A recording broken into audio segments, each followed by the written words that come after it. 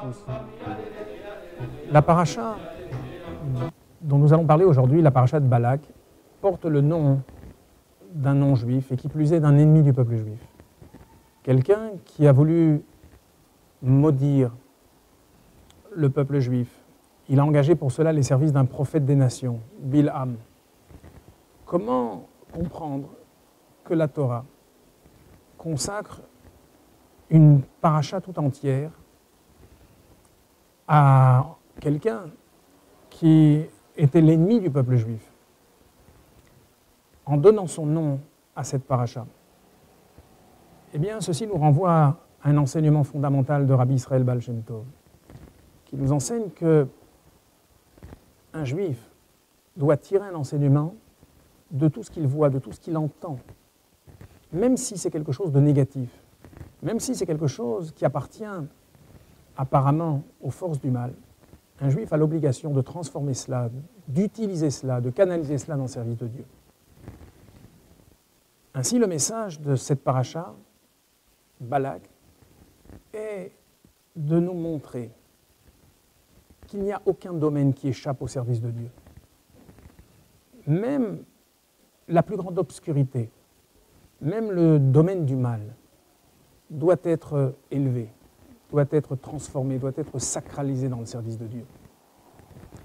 Et nous voyons d'ailleurs que les plus grandes bénédictions qui ont été adressées au peuple juif se trouvent dans la paracha de cette semaine, prononcées justement par des ennemis du peuple juif.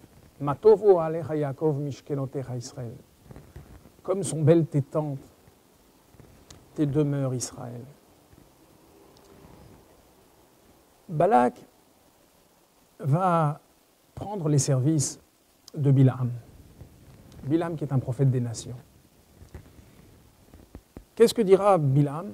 Kimerosh tsurimer einu umigvaot ashureinu. Du sommet des rochers, je te vois. Du haut des collines, je t'aperçois. Nos sages nous disent, Rosh Tsurim, le sommet des rochers, ce sont nos pères, Avraham, Yitzhak et Yaakov. Ou Mikvaot Ashurenu, les collines représentent nos mères. Sarah, Rivka, Rachel et Léa. Qu'est-ce que signifie ce passage? Ce passage vient s'inscrire en faux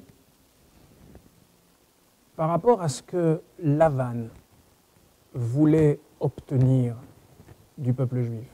Lavan était celui qui avait dit, souvenez-vous, Abanim banai ve abanot benotai. Les garçons sont mes garçons, les filles sont mes filles. Lui, ce qu'il voulait, c'était en quelque sorte obtenir la paternité du peuple juif, s'approprier le peuple juif, du moins dans son aspect physique. Lavan, c'est celui qui dit à un juif, le domaine de la neshama, le domaine de l'âme, t'appartient peut-être, mais le domaine du monde physique, le monde des nations, ta vie professionnelle, ta vie quotidienne, celle-là m'appartient.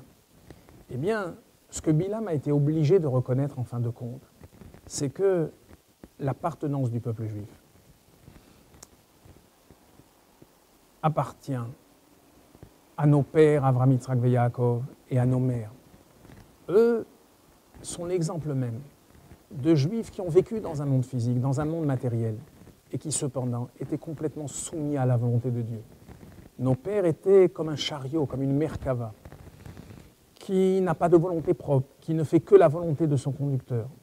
Ainsi donc, Bilham, dans cette paracha, a été obligé de certifier, de reconnaître que le peuple juif est un peuple qui transcende le monde matériel et qui, bien qu'ayant une neshama, une âme, habillée dans un corps physique, a cependant le pouvoir de s'élever au-dessus de la matière et de servir Dieu dans les aspects les plus quotidiens de son existence. Voilà un merveilleux enseignement qui nous montre quelle est la puissance d'un juif, celle de pouvoir transcender la matière, élever son entourage, transformer même les forces les plus négatives en quelque chose qui contribue au service de Dieu. Au revoir à tous.